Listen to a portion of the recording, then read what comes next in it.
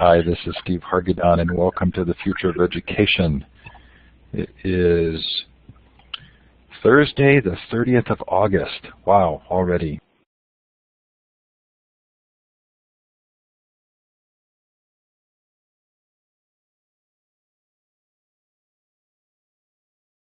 You're here, as you'll hear in the interview.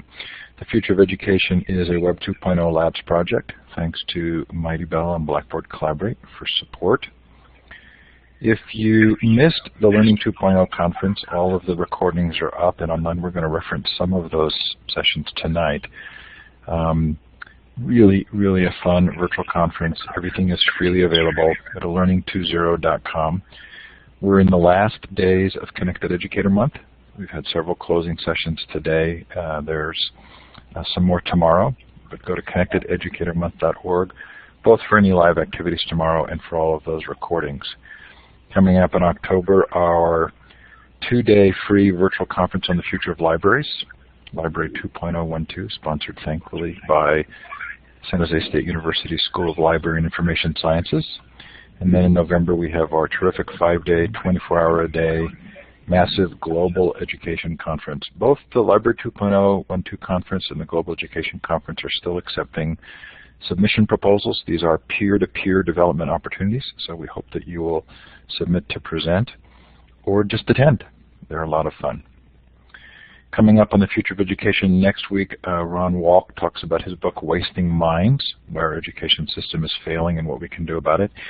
Angie McAllister, whom I did not know until a long phone conversation, is going to talk to us about educational social networks and learning analytics. That is really going to be fun. Pat Ferenga will talk about John Holt and homeschooling. Shelley Blake-Plock on the Digital Harbor Foundation. Shelley's been an active participant in some of these sessions for Connected Educator Month on the shifting of leadership in education. Should be well worth listening to. Anyway, there's lots more coming up, hopefully something that's of interest to you. And of course, all free to join. If you've missed any of the sessions, they are all recorded in full Blackboard Collaborate form and in MP3 audio format. Tony Wagner talked to us this week about creating innovators. Great tie-in to Michael tonight. And then all of the keynotes from Learning 2.0, including Sugata Mitra, Audrey Waters, Gordon Dryden from New Zealand, Lee Rainey from Pew, many more, really worth listening to. I know that's so much material, you may just give up, but hopefully there's something there that you will find of value. So this is when you get to tell us where you're participating from. Look to the map, and to the left of the map you should see some icons. You're looking for the star. It's the second one down. You double click on that and click on the map, and then you can let us know in the chat as well. Time and temperature. This has been a long day of webinars. If you're not exhausted yet, more power to you. But thanks to those of you who have participated in several of them today for coming again. Looks like we're North America centric, although South Korea or Japan there. Tempe, Arizona, Atlanta, British Columbia, Brazil, of course. Love having folks from Brazil, where I lived for a year when I was in high school. San Jose, Colombia. Oh, good. We're not as North America-centric as I thought we were. Well, wherever you're participating from, or if you're listening to the recording, we're sure glad to have you with us. I have created a Mighty Bell page for this session. Full disclosure is that I do consulting work for Mighty Bell. It's Gina Bianchini who created Ning. I love this program. It is a combination of curation and conversation. So there is a Mighty Bell space with resources, Michael's websites, and hang on one second, and TEDx talks and other great video. Please feel free to join that and keep the conversation going there if you would like. So, Michael, I'm going to turn my video off so we can see you. Reading this book felt to me like meeting an old friend again.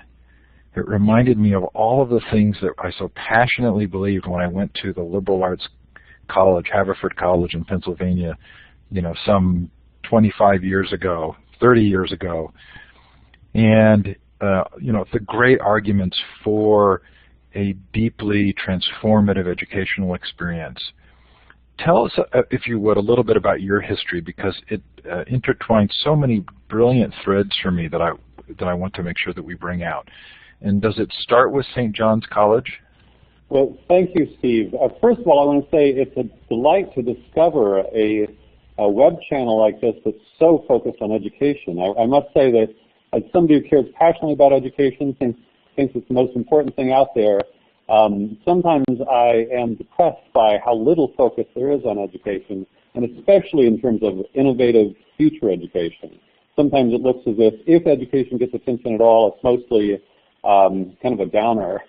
So I'm just really inspired to be here with you on a program where you're rigorously and adamantly focused on the future of education in a great way. So thank you for that.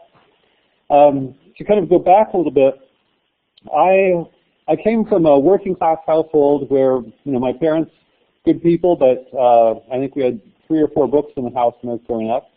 And as it turns out, I had good test scores, so I got a whole lot of information from colleges. When I was getting information from colleges, I remember getting a brochure from St. John's. All the rest of the brochures were, beautiful campuses with lots of young, attractive college students having fun out in the big green fields. And St. John's is all black and white brochure about, the great books. And I loved it, and I was going to drop out of my senior year of high school and go to St. John's.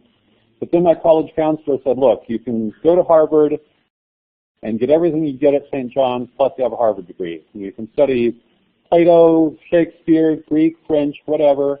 And so she talked me into it. I went to Harvard, and after a semester, I was bored because I hate being lectured at. I don't care how famous the people are who are lecturing at you. They're just, talking at you. And I was already full of questions.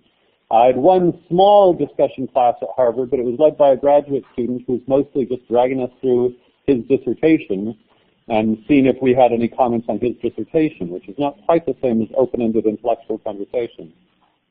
So I left for St. John's. David Reisman, the famous sociologist, helped arrange so that I could get Harvard credit at St. John's. He had written well about St. John's in one of his books way back in the 50s or 60s. I loved St. John's, although St. John's is known as a great books college. What I loved most about it was intellectual dialogue.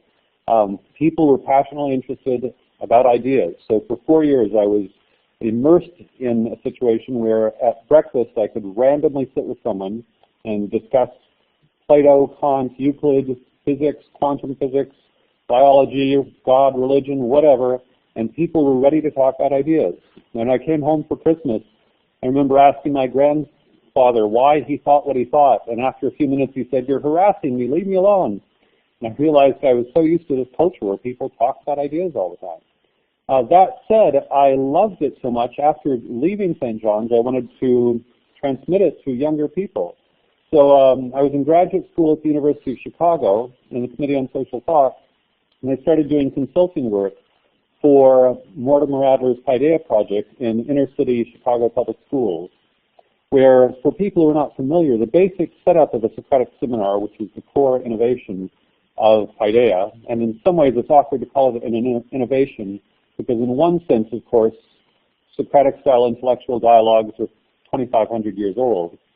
But relative to public school pedagogy, where most of it was lecture, occasionally some small group activities, it was relatively unusual to have an open-ended conversation. So my experience leading open-ended conversations based on text in Chicago public schools led quite by accident to a 15-year career in education, starting, as I say, as a public school reformer, and then gradually shifting to private schools. After working in Chicago public schools, I got a job at the Alaska Paideia Project, training teachers to lead Socratic discussions there. We were on soft money. When we ran out of soft money, some parents, and there was no longer a budget for us to work in public schools, some parents asked me to start a private school based on Socratic principles. My colleagues and I started what's called the Athenaeum School in Anchorage. They're still there. I went on to work for the Judson Montessori School in San Antonio, where I helped create a Socratic program in a Montessori school. It's fascinating. Then I helped create a school for highly gifted students in South Florida called the Winston Academy. The founder, Winston Ling, was a parent who wanted advanced academic education for his children. He looked all over South Florida, could not find a public or private school that was adequately academic for his taste. He hired me to help create an intensely academic program for secondary students.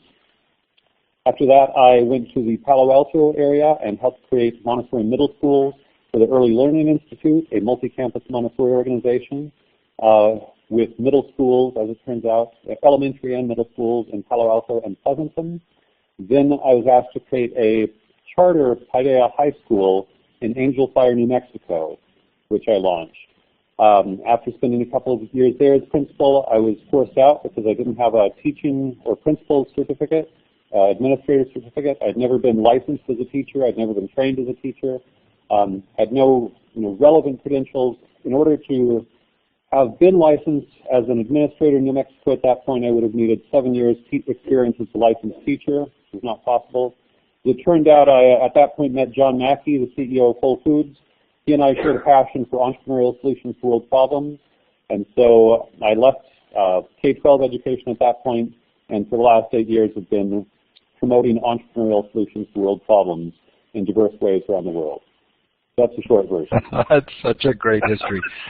Okay, I want to dwell on the Paideia proposal, in part because I actually have been a huge Mortimer Adler fan, having read his book, How to Read a Book, when I was in high school. And then I think I somewhere own one of the Paideia books that he wrote. And so I had to go back and kind of look it up again. And I almost fell out of my chair, because basically the idea, and this is the word is the same root as the end of the word encyclopedia, if I'm not mistaken. Yep. But the idea was to train for liberty and nobility. And it feels to me like that's the piece that we're really missing right now, is this idea that the education provides you with liberty and freedom through kind of rigorous thought and an understanding of your perspective and other people's perspectives. And then there's this great set of declaration of principles that are the basis of the Paideia proposal. Did you have, I don't know what when he was alive or the like, but did you ever actually work with him? I was working in his Paideia office. He was still alive and still occasionally coming into the office. I would not say he was very active at that point. I did see him lead a Socratic discussion at the Aspen Institute before I became involved with the Chicago Paideia office. I would say his style as a Socratic leader was a little bit bullying. Sometimes there are a lot of different kinds of Socratic styles. Anyone who's seen The Paper Chase has this impression of law school Socratic as in its own way rigorous or bullying, depending on how you want to talk about it. My personal Socratic practice is, I practice Tai Chi as well. I think of the law school and perhaps the Adler style as a little bit more karate, and I'm a little bit more Tai Chi. So you have hard style Socratic and soft style Socratic. He was a bit more of the hard style Socratic. Well, I really appreciate your reintroducing that material to me, and I'm going to go back and really look at it after we're done. Tell us why there might be confusion over what Socratic practice is. Sure. Well, sometimes in order to minimize kind of fear and alienation, because simply, the term Socratic sometimes creates fear or tension or all sorts of concern. Sometimes I simply describe it as intellectual dialogue. There's a sense, Alfred North White had famously said that all of Western civilization could be understood, or all of Western philosophy could be understood as a series of footnotes to Plato. In a sense, I see all of Western civilization can be understood as really the practice of Socratic dialogue. Socrates famously was put to death for corrupting young and not believing in the gods of Athens. What he really did is he asked open-ended questions trying to get people to have a coherent understanding of their own beliefs. So if you believe you're virtuous, I might say, Steve, why do you think you're virtuous? What makes you virtuous? And unlike academic philosophy as practiced today, which is of highly technical specialized discipline. Socrates, of course, walked around the town of Athens and actually engaged prominent people, and also young people, in ordinary conversations. So although I personally have great reverence for Socrates and the Socratic tradition and believe it's fundamentally the foundation of Western civilization and intellectual dialogue as we know it, I also like to impress upon people all it is people talking and trying to understand each other's belief structures. If I want to know what you believe and why, and you want to know what I believe and why, whether it's about, who won the basketball game last night or what string theory is in physics, in a sense, we're all practicing Socratic dialogue. As long as we're authentically trying to understand each other and trying to make sense out of each other's perspective, I would say we're behaving Socratically.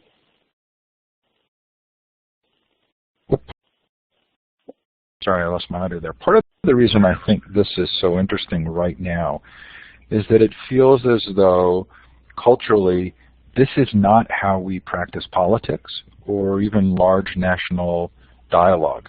That there's that we're living in a period of time in which thoughtfulness and seeing other people's perspectives is not the norm. So if you were to describe the sort of the ultimate goal of education for a student in a Socratic practice environment, how would you say that? Well, that's a great point. I mean, and it's nice, by the way, to be reminded that there are other people out there who remember the great old liberal arts tradition. More broadly, to create a big tent, I think there was a beautiful liberal arts tradition in the United States where open-ended exploratory dialogue was the norm, and I think many generations of students had that. When I was introducing Socratic dialogue into K-12 classrooms, I found that many young people had never been exposed to this sort of interaction. So while, just by means of the kinds of questions you ask and the fact that you listen, in some ways it's banal and ordinary, and in other ways it's extraordinary and miraculous. Sometimes I describe what I do as person A speaks, person B listens and thinks about it, and then replies. It sounds very, very simple, but when you think about it, and when you observe most adults, whether it's in politics or even business meetings or board meetings of any kind, you see how rare it is for somebody to be a thoughtful listener who thinks and then replies and then allows the other person to engage in the same behavior. I had, at one point, in trying to validate the practice I was teaching and get support for it, this was in Anchorage, Alaska, in an inner-city middle school there, I brought in some business people, especially female business people, and had them observe a class before, this was an 8th grade class, before I started working with it, and then at the end of a semester working with it. And they were amazed at how polite and respectful the 8th grade students were in these are, inner city classrooms after I trained them how to listen and think about each other's ideas. And they said, this is so rare in the business world. And yes, political world is even worse than that. I think most of the time people are aggressively trying to push their ideas on each other, and very rare in the public sphere do we see situations in which 2 or more people are authentically trying to understand each other's perspective. There was a book I read that really significantly influenced me in this regard. It's actually called Influence. I'm trying to remember the subtitle, The Psychology of Persuasion. And I remember being kind of stunned at the degree to which it felt as though there were ways in which social forces were used to try and gain agreement rather than through persuasion or dialogue. If we think about students, is the ultimate goal for them to become independent thinkers? I feel like that's what I'm hearing you say. Well, that's big time my goal, and actually that gets to something very often teachers and students and parents seeing me practice, introduce Socratic dialogue in a classroom think, oh wow, this is great, this is just like debate. Because for many people, the closest experience they've had to this is debate, in this case, competitive debate in high school and college. I've got nothing against competitive debate, and I see it as a useful way to develop skills, for sure. That said, in competitive debate, as in the real world, people are trying to win, as it were, by means of forcing their opinions on others, or at least to persuade a third-party public that their opinion is right or wrong. For me, there's a crucial difference between debate and dialogue, because in dialogue, in order to have an honest dialogue, if you tell me something that I hadn't thought of or that gets me to change my opinion, it's crucial for me to say, wow, I hadn't thought of that, Steve. Or, well, if what you're saying is true, then I'm going to have to change my perspective in such and such a way. And you can see that one never sees that sort of authentic mutual understanding in public debates. And in competitive debate in high school and college, you would lose points for doing that. So one of the ways in which I structure a situation in order to develop that kind of dialogue is we work with very difficult texts. I've used Plato, Kant, Martin Buber, and so forth with 7th and 8th grade students. Reading a paragraph, it'll take us an hour to decipher a paragraph. It's impossibly difficult. But because it's so difficult, we have to work as a team to understand what the heck the author is saying. And because there's this common goal of trying to understand the author, if 2 or more students get into an aggressive beat each other up style debate, it does not forward the cause of understanding what's going on. So as much as possible, I try to create a situation in which mutual understanding is rewarded in terms of the entire group understanding what's going on in the text we're reading. It's exhausting. People see me do this and say it just requires incredible patience. But for those of us who care about authentic dialogue and mutual understanding, and actually getting people to think and think for themselves, it's much different, and I would say far more valuable than conventional debate. So I don't want to go too deeply here, and you can certainly steer me back. We had Tony Wagner on the show Tuesday night, and I asked him the question about the value of a compliance-driven education system to industry and government, sort of the degree to which that benefits those who are in positions of leadership and authority. And my question was, does this kind of independent thought that he describes as innovation or entrepreneurship, probably in very similar ways that you would, does it end up threatening existing institutions, and will they be supportive of an education system that produces this kind of independence of thought? Is that going to too much of a conspiracy theory place, or is there likely to be some pushback for this kind of independence? Well, there are a lot of great, fascinating issues that brings up. What I would say is that insofar as with respect to the economy, that might have been true in the past, I think it's no longer true at all in the world of business and economics. And one way I put it is increasingly the new economy rewards independent thinkers. The people with the most exciting job prospects are fundamentally entrepreneurial, and they may or may not start their own company. But I work with a lot of people, young people and older, who are graphic designers, web designers, computer programmers, branding and marketing experts, all sorts of people who are selling their skills in an open marketplace. Dan Pink, whom I love, talks about free agent nation. I think free agent nation is probably 10, 15 years old now. And I do think the 21st century economy is going to be led by people who are capable of thinking for themselves and capable of being creators. At a much more banal level, I've had students say that, well, this only applies to high-end jobs. What about low-end jobs? I spent much of my college years, high school and college, working in restaurants. And I would say even in the restaurant world, I had two kinds of bosses. There were some kinds of bosses who wanted me to do exactly what they told me to do, and other kinds of bosses who wanted me to be an empowered, independent employee who could make great decisions and provide better customer service. I think there's a huge literature from lots of different management consultants talking about the ways in which an empowered workforce of independent creators is going to result in more successful companies. So while there are certainly, I would say, some old-style employers, some old-style leaders in politics, religion, academia, you name it, who prefer a submissive consent, the trends are all in a positive direction. I think that we are entering an era in which the value to organizations of independent, capable thinkers is becoming extraordinary. And as a parent and as a national leader, I think everybody ought to want this. So this is really fun, Michael, and I appreciate your letting me kind of explore this territory. I've been watching some of the Republican National Convention, and I've been struck by kind of the degree to which both emotion is displayed and maybe played upon, especially kind of by loud music and other ways.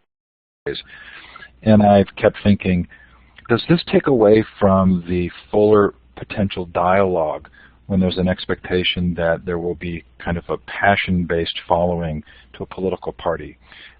Is that too much of a stretch? Well, I think that the political parties are all about passion-based fanaticism.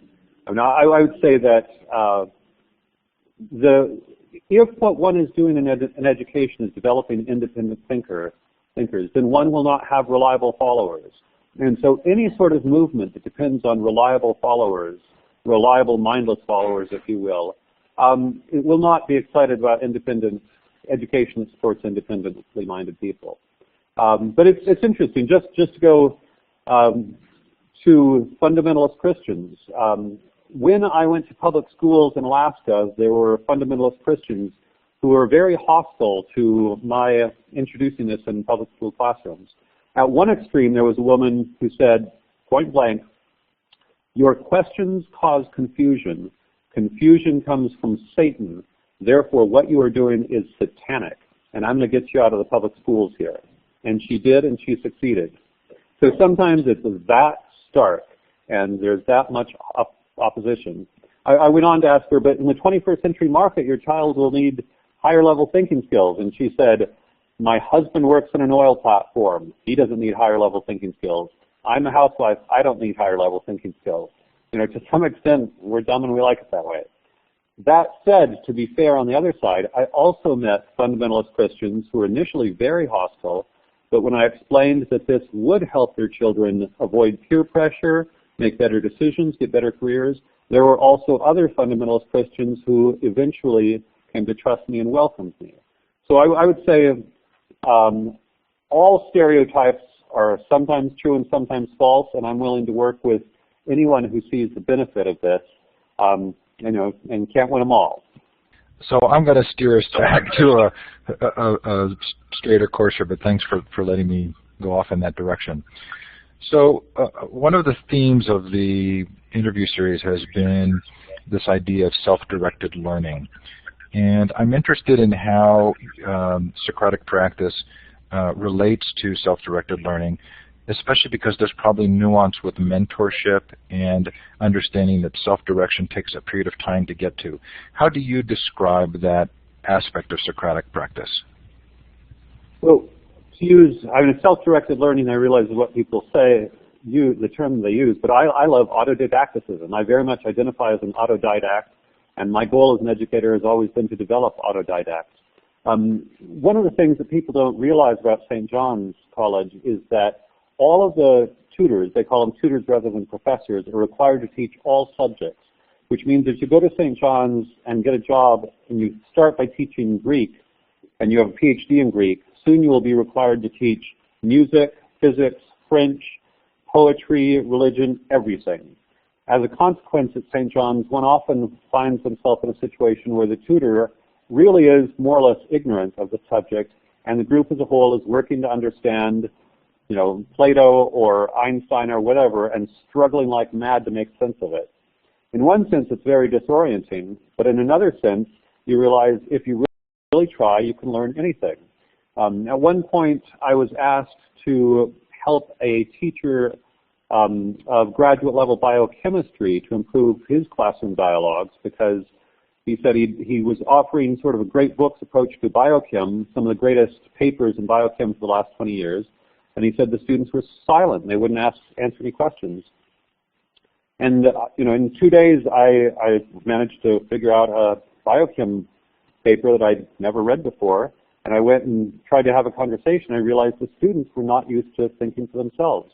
They'd gotten to graduate school being really good at doing problem sets, and you can specialize in solving problems for problem sets, without having the ability to rip an article apart and figure out what's going on in there. It's really a different kind of skill. So I see the kind of dialogue in which we work together to understand things, and especially working on difficult, unfamiliar texts, as a fabulous foundation for self-directed learning. Ideally, once you get to the point where one is so intellectually confident that with the help of Google you could learn anything. I always like to say that the ideal St. John's Foreign Language test would be one where you don't know what languages you will be tested on. You go into the testing room on Friday and you're given a passage in Swahili or Mandarin or Polish or whatever, along with the grammar and the vocabulary, and you're supposed to figure it out. Or to do a different version, there's some very sophisticated piece of software, you're supposed to install it and figure out how to use it. In the real world, and this connects to the entrepreneurship, entrepreneurs need to solve problems all the time. And I would say a lot of the successful ones are people who can figure out how to solve new problems they've never encountered before. And of course, this goes into flow, the notion of optimal experience. Once you get to the point where you enjoy solving unfamiliar, difficult problems from any field in any direction, life is a constant learning process. It's a constant joy. So I see the self-directed learning literature as a version of the radical autodidacticism that I celebrate. And I would say with practice, I think almost anybody can get there. The other thing is people think, oh, you have to be really smart. I've seen teachers at the age of 50 who don't think of themselves as smart, after doing this for a few years, become much more intellectually confident and willing to take on academic literature outside their domain and work on making sense of it. And initially, you're slow in a new domain, but you just work and figure it out. So I think for many of us who've participated in the social media activity, the Web 2.0 opportunities to participate and create, that we would say we've gone through a similar process. How do you relate the idea of being an autodidact with the importance of learning from and with others? Well, I think the great celebration of dialogue is with two things. I mean, sometimes you just need technical help. So sometimes if I'm working on something and I know that it could take, I could figure something out, but it could take me 10 hours, or I can call a friend or email or chat a friend and they'll explain it in 2 minutes. I would rather use their expertise and figure it out in 2 minutes, and have them tell me in 2 minutes than spend 10 hours. So there's that very basic, let's just be practical about this sort of thing. And then there's also the collaborative experience of I want somebody else's perspective. I spend a lot of time writing, and I always like to test my writing on as many people as possible, just because I get stuck in my own world. I'm very aware I'm stuck in my own world. So there's both an important part of collaboration that's sharing technical knowledge or specialized knowledge, and there's another crucial part of collaboration that's getting us to see the world in different ways so that we can be more effective communicators, whether it's visually, orally, in terms of software functionality, whatever it is we want to be effective with a broader audience. The best way to learn about broader audiences is to interact with other human beings. Are you familiar with the work of Sugata Mitra? Yes, not deeply. I met him once at a conference. I saw the hole in the wall thing. Fabulous, just fabulous. So I'm wondering how that relates. The great quote I pulled out of your book, one of the quotes was the tradition at St. John's of the leader as learner rather than teacher. And one of those experiments that Sugata did was to put these kiosks out in rural India and allow the students to work with each other to learn. How do you bridge this idea of teacherless learning with the leader as lead learner? Well, that's a great question. The Memoirs of a Superfluous Man, I forget, Albert J. Nock. Albert J. Nock was once told that he was a great teacher, and he said, but I don't do anything. And the other person said, yes, but it's the way in which you don't do anything that's so great. And that's sort of a koan, if you will, for I've become very interested in the context within which spontaneous learning takes place. I've got a background in Montessori education, which is in one sense spontaneous, in another very structured. I'm also familiar, excuse me, with Sudbury Valley schools where it's completely unstructured, very much like Summerhill. And I've seen really wonderful things happen in Sudbury Valley radically unstructured schools, and sometimes not. And what I would say is that there's a delicate ecosystem in which the other, both oneself, the material, and the other students become crucial. So there are situations certainly where without any external force at all, beautiful spontaneous learning takes place, sometimes for a moment, sometimes for years at a time. There are other situations in which perhaps an individual or one or more individuals are bullies, or there's a hostile dynamic. There are all sorts of, I would say, interpersonal dysfunctions that can ruin a spontaneous learning situation. And so one of the things that I, as leader, began to focus more and more on was addressing the interpersonal dysfunctions. Because I think once the interpersonal dysfunctions have been addressed, then learning is, once again, spontaneous and magical. But I've certainly seen many situations in which it's supposed to be spontaneous and magical, but one or more parties are damaging the group dynamic such that it's a miserable experience.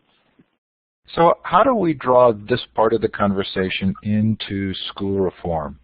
Coming from your background with your kind of commitments to this style of thinking about learning, how do you approach the whole question of school reform right now? Well, the thing that I eventually did, I started out in reforming public schools. I could transform a classroom. Sometimes I could transform, or my colleagues and I, it wasn't all me, could transform an entire school. But then what would happen would be if a different principal showed up, or a different superintendent, or a different school board, they could destroy years' worth of work overnight. In addition, in a public school, there is a top-down curriculum. No Child Left Behind has made that much worse. So insofar as the key to authentic intellectual dialogue is allowing students to explore ideas that interest them, the pressure towards state-mandated standards have reduced the amount of time available for authentic exploration of ideas. Just a quick anecdote before going back to the main question.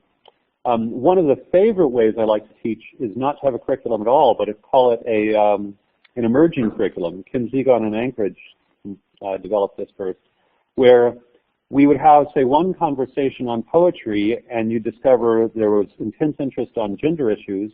And so then you do a dialogue on perhaps group dynamics and how males and females interact differently in group dynamics.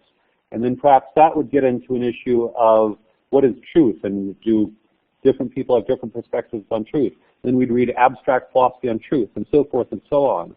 And you can imagine how the passion, and you can never predict what passion a group of students will have, but it's wonderful to be able to have the next dialogue be based on the passion of the previous one.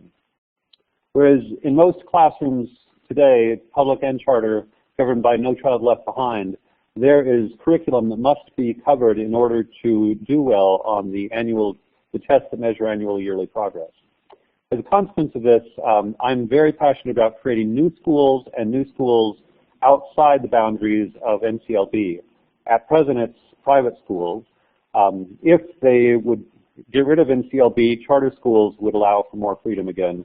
I'm not holding my breath on this, but for me, the future is really creating new forms of education. Also homeschooling, unschooling. I know a lot of parents who are unschooling or homeschooling, and sometimes when I tell them, well, if you are not feeling as if you can do the whole thing, why don't you create co-ops and or create a private school? A lot of people find it really scary to create a private school. They think, oh, Philip Andover or something. Whereas I see a movement where parents are spontaneously blending online education, homeschooling, creating learning co-ops. Sometimes it becomes a private school. I helped create a school in Austin last fall where it can be used as a full-time private school if parents want to do that or students want to do that. Or you can also purchase, a la carte. So if you just want the graphic design class or the math class or the biology class or the music class, that's okay too. And I look forward to a world in which people have a broad, very diverse set of options so that everyone's needs can be met. I don't think there's one right way to educate at all. So one of the intriguing aspects of what we're talking about is that these ways of thinking about education, or any way of thinking that involves sort of deeper thought, ends up being a secondary narrative. That it's very hard for the more complex thinking to become the primary narrative. In the same way that I feel like we don't do a good job with prison reform or prisons, because the actual answers are require much more thinking than that take place in our public dialogue. So if this narrative that you've described of teaching and learning is a more thoughtful narrative, can we hope that it would become the primary narrative, or do we actually hope that it just stays a strong secondary narrative so that you don't kill the goose as it needs to become more broad and widespread? Well, I'm by nature extraordinarily optimistic. So I think that at some point we're going to see the collapse of conventional education that is as dramatic and rapid as was the collapse of the Berlin Wall in 1991. I know so many people that are so frustrated with existing education. A lot of the schools I created were small, highly personalized schools, and many of the students that came to our schools were in crisis. Often they were very gifted, sometimes very radical learning disabilities, sometimes psychological problems, sometimes just a little bit different or whatever. But these were kids who were sometimes wouldn't get out of bed in the morning to go to school, very bright students who were getting straight F's in school, sometimes students who had been suicidal. And within a semester or a year, I would see these students come to life and be vibrantly happy and alive, and then go on to have spectacular lives. It's sort of the canary in the coal mine sort of thing. I've seen a lot of students who are in deep crisis in school, and once they go into a different school, it's obvious that it was not the child's fault at all. It was the school's fault. And I think as more and more parents realize that the school doesn't need to be this way, I think that we'll see a phase change, as it were, between schools as they are today and schools where there's a lot more respect for the learner, and the children enjoy learning a lot more because of that. Parents will no longer have to fight with their kids over doing homework every night. I think drug and alcohol addiction among teens will be reduced. I actually think most of our teen pathologies are, if not caused by, grossly exacerbated by the misery of school. And I often like to say that for me, secondary school were the most cruel and boring years of my life. When I have students coming into one of my very warm, positive schools, sometimes parents will say, but don't they need to learn the real life by going to a regular school? And I point out to them, at no point in my adult life have I experienced the boredom that I did in grades 7 through 12, and at no point in my adult life do I experience the cruelty that was routine in grades 7 through 12. So I think that we're seeing a lot more parents escaping the system. It's like a crack in the dike. Once they realize the system has no credibility, it's actually kind of a medieval institution that accidentally survived into the present, things will change very rapidly. So I want to go there with you, but help me get there. I feel as though the more prominent narrative right now is that schools are broken, and so we need more accountability, and that people adopt that because it's actually a little bit of an easier thought, a much easier thought than the hard work that you've described. So how do we get from where we are now to this vision you have without getting stuck in high-stakes accountability? Oh, that's a great question, a really great question. And I think one of my visions is, and the reason I met John Mackey, CEO of Whole Foods, is a mutual acquaintance heard me say, I wanted to create the Whole Foods of education. In the 1970s, the health food stores were, and this is from a Business Week article that I thought was great on Whole Foods, health food stores were run by dirty, smelly hippies who tried to convince us that carob tasted like chocolate. As somebody who loves good chocolate, I remember people trying to convince me that carob was chocolate. I'm like, no, I really prefer chocolate. And the narrative there is that Whole Foods won because they provided healthy, natural foods plus good chocolate, good wine, good meat, and there wasn't this moralizing tone that you had to do it that way. I think that and then there's something known as the cultural creative demographic, highly educated young people mostly, and although now into their 40s and 50s, who are the primary customers of Whole Foods. These are the people who are the most educated. Whole Foods locates its stores in places of the highest concentrations of college students. These people prefer to send their kids to very holistic Montessori schools, Waldorf schools, or do an unschooling program with them.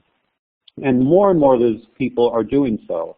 Some of them still feel a sort of loyalty to the public schools, but they're escaping in droves. And I think once they realize that, say, a tuition tax credit program would allow them to be able to afford the Montessori and Waldorf schools they want, and a tuition tax credit program would allow inner city minority students to escape from the hellholes that their schools were, that is, once school choice fully gets the moral high ground, then I think we'll see a lot more diversity and fragmentation in education. That said, you're still correct, the accountability monster is out there. The next phase, which I work on a great deal, is to point out that I think regardless what class or culture one is, I think cultural capital is more important than anything. That is, if one has an entrepreneurial spirit, if one has discipline, if one can engage creatively in solving problems, one can think for oneself, if one has a sense of community and belonging, if one is driven by meaning and purpose, all of that, I think, is much more important than narrow academic performance. There is a literature out there that shows that inner city youth are much less likely to be engaged in at-risk behavior if they are embedded in a community based on meaning and purpose. So I think that we need to get that word out there and realize that schools that provide meaning and purpose are more important than academic performance at this point. Again, I know kids whose lives are at stake, literally sometimes, life or death matter, and for parents to be worried about test scores in situations like that is ridiculous. So this whole fear narrative that I think has come from problematic public schools over the last 30 or 40 years, and that's a whole other story about where that came from, that is driving, I would say, a really sick accountability movement in the United States. And I think we just need to move through this, get people to realize that parental and student autonomy and school choice is the way forward, and to allow people to choose the forms of cultural capital that will give them the best lives. And I think after a while, the test scores will again take care of themselves. But if people can't focus on what they're doing, if people are miserable, if people are partying all the time, whatever it is, they're just not going to perform, and they're not going to have good lives. So I want to segue in the small amount of remaining time we have to the entrepreneurship piece. And one of the things that you say in your book, Be the Solution, is that, and I don't have access to this quote, it's somewhere here,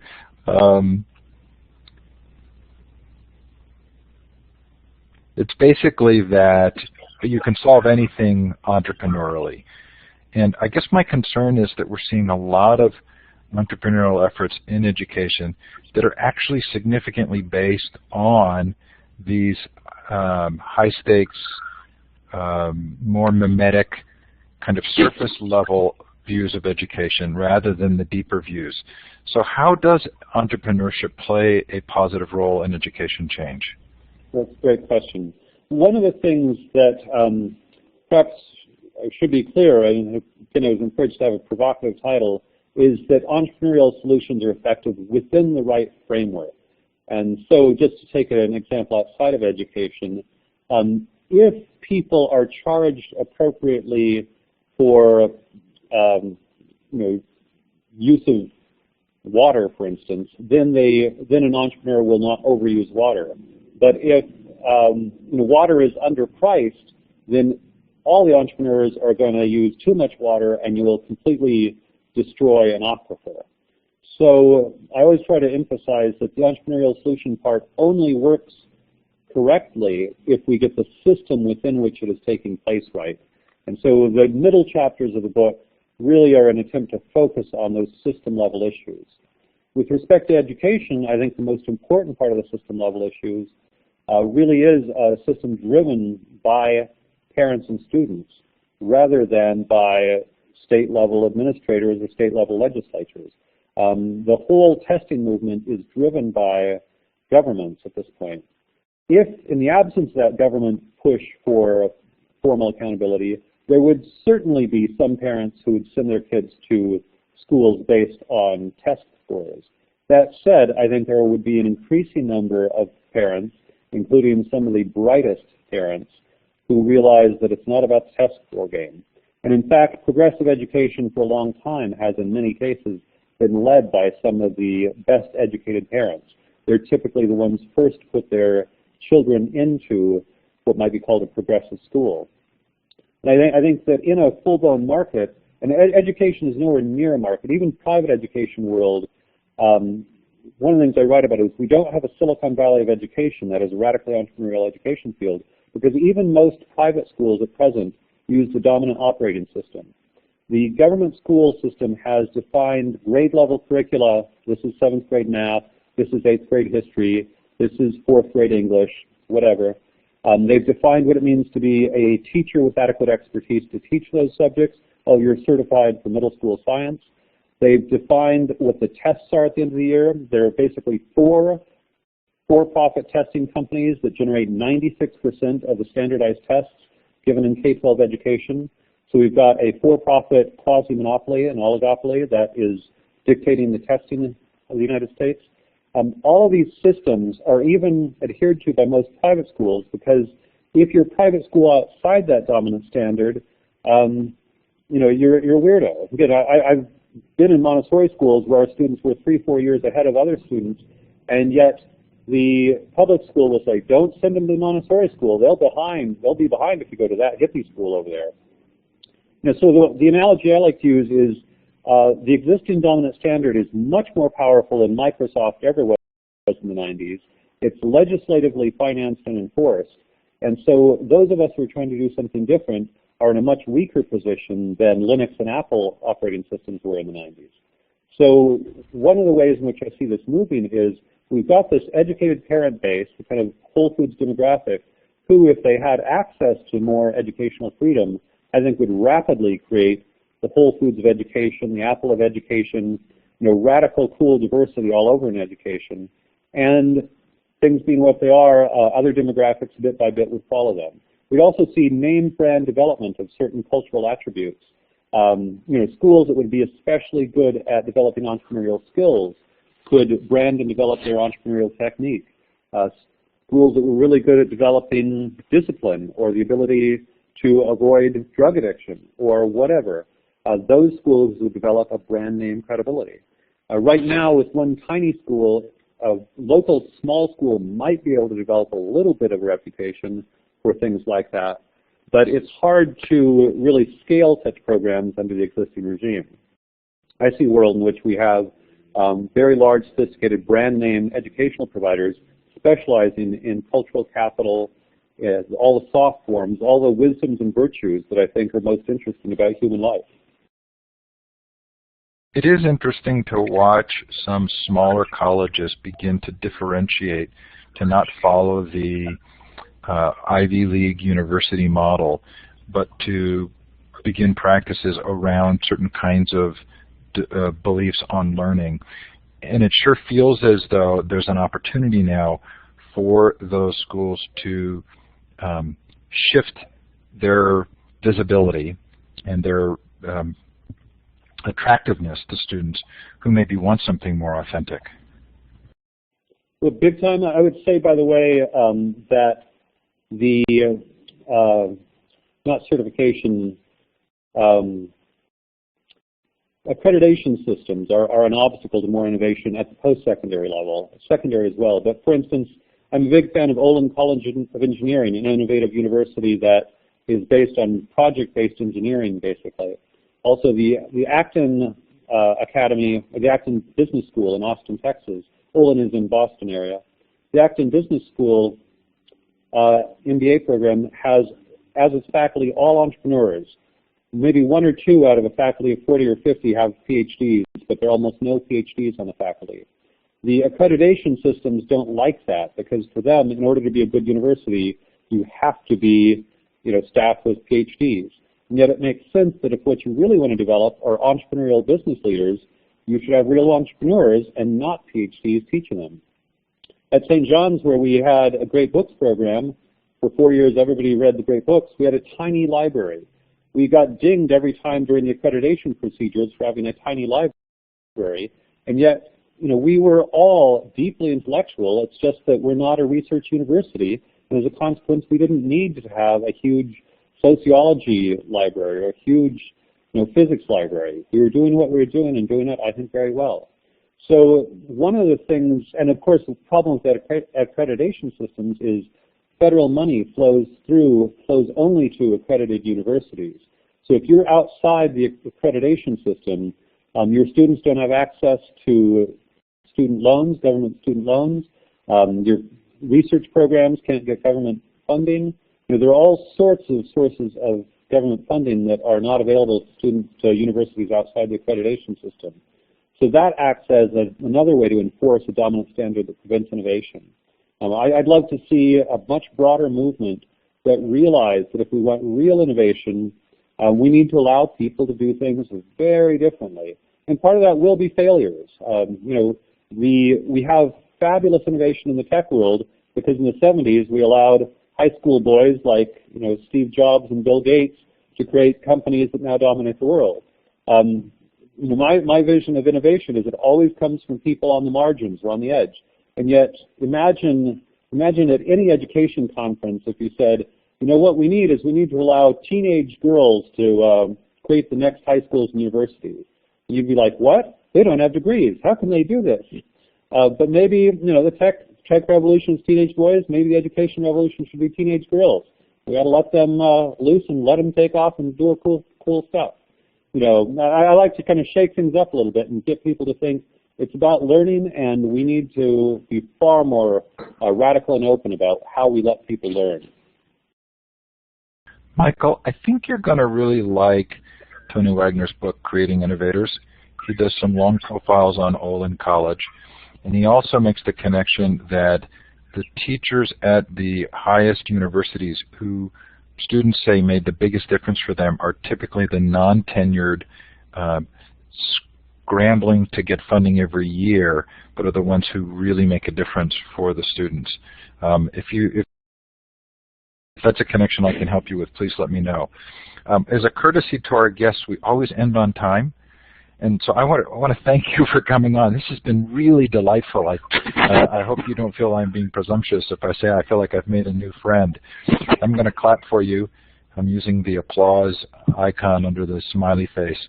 Thanks so much, Michael.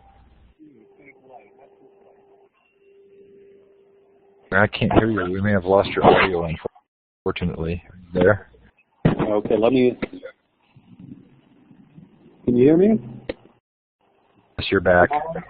Okay. Yeah, okay. Hi, Steve. Wonderful interview.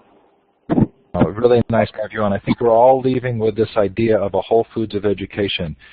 There is a lot of discussion in the chat. I think that's going to be hard to let go of.